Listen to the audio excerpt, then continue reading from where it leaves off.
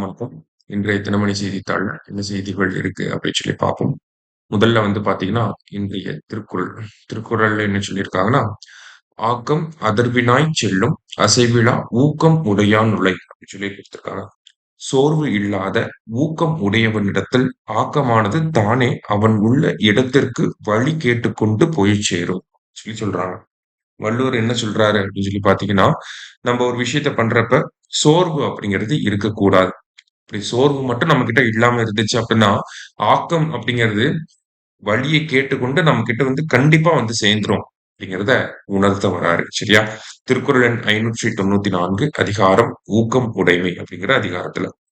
அடுத்ததா முப்படை வீராங்கனைகளின் முதல் கடல்வழி உலகப் பயணம் அப்படின்னு சொல்லி குடுத்திருக்காங்க.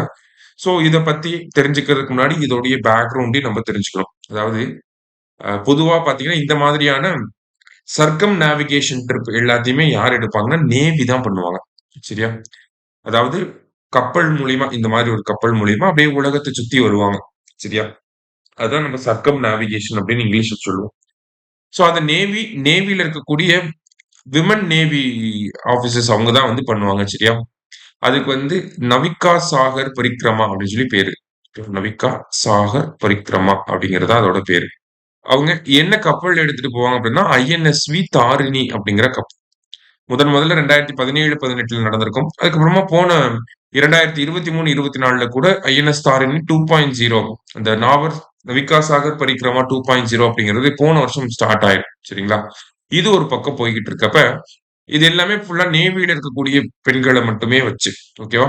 இப்போ முப்படை வீராங்கனைகள் ஆர்மி, நேவி, ஏர் ஃபோர்ஸ் இதுல இருக்கக்கூடிய பெண்கள் எல்லாத்தையுமே வந்து அ இந்த முப்படைகளுமே சேர்ந்து என்ன பண்ண போறாங்க? இந்த உலகத்த சுத்தி வரப்போறாங்க. அந்த கடல்வழி உலக பயணம் அப்படிங்கிறத எடுத்துட்டு வரப்போறாங்க.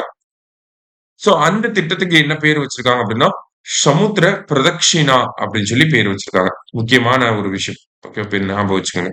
சமுத்திர பிரதக்ஷிணா அப்படின்னு சொல்லி பேர் வச்சிருக்காங்க. கிட்டத்தட்ட 10 பெண்கள் வந்து இதுல பங்கு பெற போறாங்க. 10 விமன். ஓகே. இதுல பங்கு பெற போறாங்க. உலகத்த சுத்தி வரப் போறாங்க. கிட்டத்தட்ட 26,000 நாட்டிக்கல் மைல்ஸ் வந்து உலகத்த சுத்தி வரப் போறாங்க. கேப் ஆஃப் குட் ஹோப் நமக்கு தெரியும். சவுத் ஆப்பிரிக்கா பகுதிகள்ல இருக்கு. அடுத்தது கேப் லூவின் அப்படின்னு சொல்லி இருக்கு. கேப் லூவின் வந்து பாத்தீங்கன்னா ஆஸ்திரேலியால இருக்கு. அதே மாரி கேப் ஹார்ன் அப்படிங்கிறது இருக்கு. இந்த கேப் ஹார்ன் அப்படிங்கிறது நமக்கு சிலி அப்படிங்கிற நாட்டுல இருக்கு. சோ இந்த மாரி முக்கியமான பகுதிகள் எல்லாத்தையுமே சுத்தி ஈக்வேட்டரையே வந்து ஒரு 2 டைம் கிராஸ் பண்ணி இந்த பயணத்த வந்து அவங்க பண்ணி முடிக்க போறாங்க. சோ மும்பை மும்பைல இருந்து கேட்வே ஆஃப் மும்பைல இருந்து இந்த பயணம் ஸ்டார்ட் ஆயிருக்கு. பயணத்த வந்து முடிக்க போறாங்க. உலகத்த சுத்தி வரப்போறாங்க. இதுல என்ன சிறப்பம்சம் அப்டின்னா, முப்படைகள சேர்ந்த வீராங்கனைகளும் இருக்க போறாங்க. அதான் இதுல ஒரு வித்தியாசமான சிறப்பம்சமா இருக்கு. சரியா?